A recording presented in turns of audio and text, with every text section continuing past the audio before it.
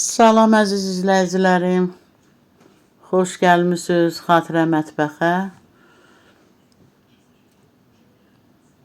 Kələm dolması hazırlayıram. Yay kələm dolması. Yəni göyərtili. Pomidor əlavə eləməyəcəm. Elə göyərti ilə eləyirəm, hazırlayıram. Yayda mən bir də belə pişirirəm. Mən yay qış çox kələm dolması hazırlayıram. Qışda heyri ilə, narla, şabalıqla cürbəcür kələm dolmaları eləyirəm. Sirkə şirəli. Yayda da pomidor. Bunun içərisinə vururam göyərti ilə pomidor. Üzərinə eləmirəm.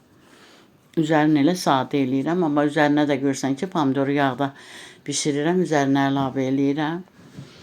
Qəşəng əti, çəkilmiş ətdir. Bildiyiniz kimi soğanı, ondan tuzu, istiyodu, sarı kökü əlavə eləmişəm. Göyərti də keşnir, şüyüd, reyhan, yumru düyü, pomidor, soyulmuş pomidor, xırda-xırda doğranmış qəşəng vururam.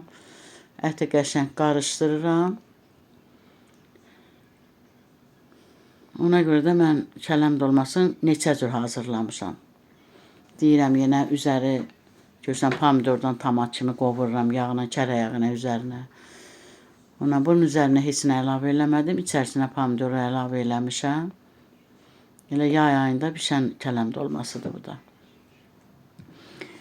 Necə istəyirsiniz yumru, uzun sov, qəşəng bükün.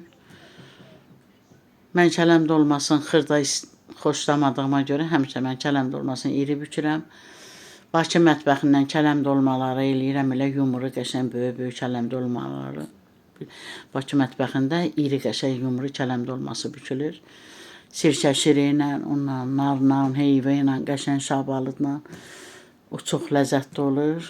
Qışda elə hazırlayıram. Yayda da üzərinə istəyirsiniz elə bir sos düzəldib tökürsən pomidorla.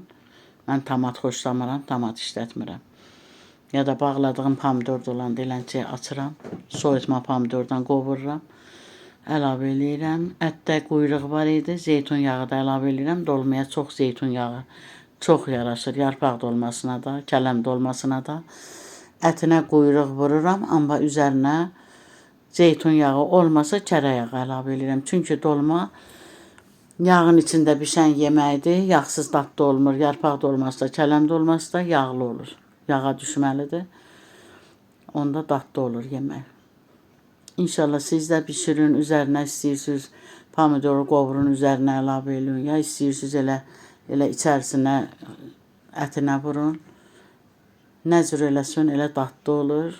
Sağ olun, sağlıqla qalın.